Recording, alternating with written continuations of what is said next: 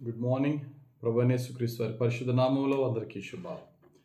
ఈరోజు మన అనుదిన ఆత్మీయ ఆహారంగా కీర్తన గ్రంథము నుండి 141వ కీర్తన 3వ వచనాన్ని ధ్యానించుకుందాం. యెహోవా నా నోటికి కావలి ఉంచుము, నా పెదవుల ద్వారమునకు కాపు పెట్టుము. మన అందరిలో కూడా ఒక వీకెస్ట్ ఏరియా ఏంటి అంటే మన నోటి మాటలు.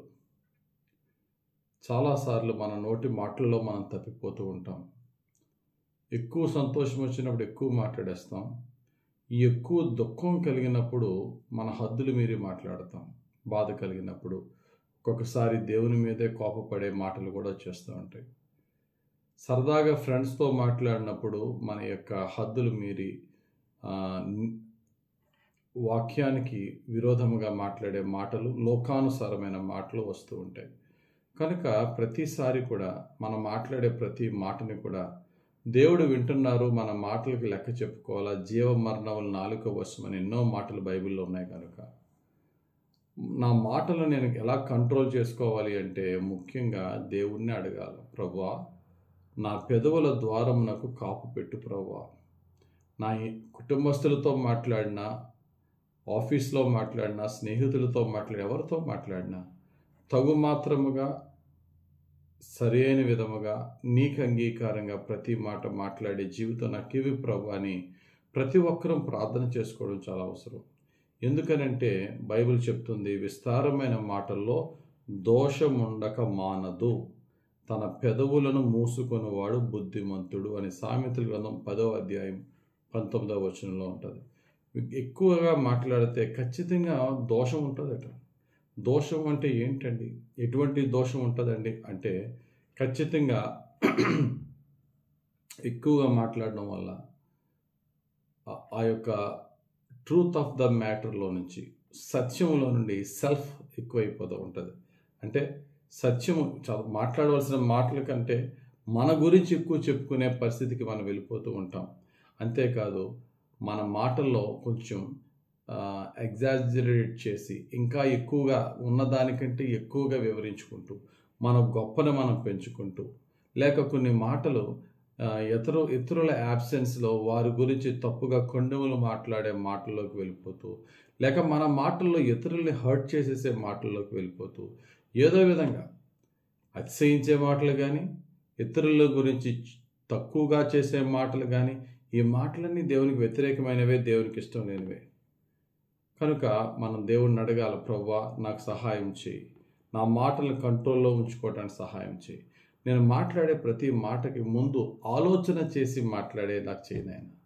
వి should think before we speak.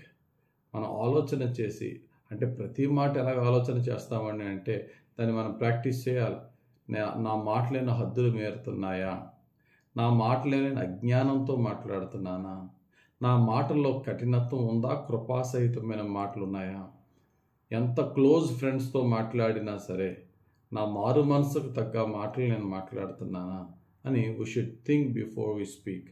మాట్లాడే ముందు మనము ఆలోచన చేయాలి. ఎంత ఎక్కువ మాట్లాడామా, ఎంత విస్తారంగా మాట్లాడామా కాదు, ఎంత యథార్థంగా మాట్లాడామా. It's not the quantity of words, it is the quality of words. ఎన్ని పదాలు ఉపయోగించామా కాదు, ఉపయోగించిన పదాలు ఎన్ని రైట్ వర్డ్స్ ఉపయోగించామా. ఎందుకంటే బైబిల్ చెప్తుంది, సమయోచితమైన మాట విచిత్రమైన వెండి పళ్ళెముల్లో పెట్టు బంగారు పళ్ళ వంటిది. అంటే అర్థం ఏంటండి? సమయోచితమైన మాట అంటే టైమ్లీ స్పోకెన్ వర్డ్. వ్యర్థమైన మాట, ఇన్ని మాటల కంటే ఏ మాట కరెక్ట్గా పడాలో ఆ మాట మన నోట్లోంచి రావాలంటే దేవుణ్ణి అడగాలి. సరి అయిన సమయము సందర్భం లేకుండా మాట్లాడితే మన మాటల్లో మన యొక్క ఫూలిష్నెస్ కనబడుద్ది, మన అజ్ఞానం కనబడుద్ది.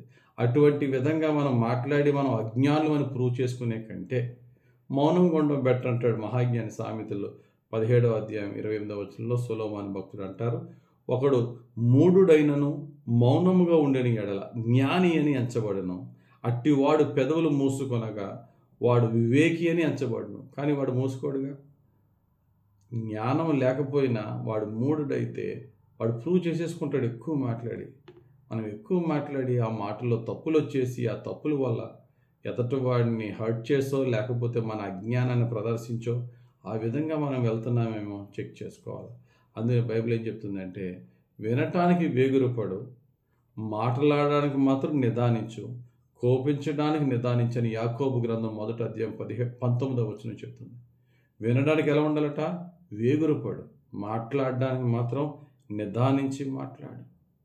ప్రతి మాటలో కూడా నిదానించి నువ్వు మాట్లాడు. వీలైతే మౌనంగా ఉండు. యేసు ప్రభు పిలాతు దగ్గర ఎలా ఉన్నాడట అండి? ఆయన మాటలు రావా, చాలా మౌనంగా ఉన్నాడు. కొన్ని చోట్ల మన మౌనమే ఒక గొప్ప ఆన్సర్ అవుతుంది. కాబట్టి ఈరోజు మనకి అనుదిన ఆత్మీయ ఆహారంలో దేవుడు చెప్తున్న మాట ఏంటంటే, క్వాంటిటీ ఆఫ్ వర్డ్స్ కాదు, క్వాలిటీ ఆఫ్ వర్డ్స్ మనలో ఉండాలి. ఎన్ని పదాలు ఎంత విస్తారంగా మాట్లాడేమో కాదు, మాట్లాడిన ప్రతి పదం పర్ఫెక్ట్గా రైట్ వర్డ్స్ మనం మాట్లాడామా, ఆ మాటల వల్ల దేవునికి మహిమ, మనకి గౌరవము, ఎదుటి వారికి కృపాసహితంగా ఉన్నదా లేదా చెక్ చేసుకుని మాట్లాడదాం.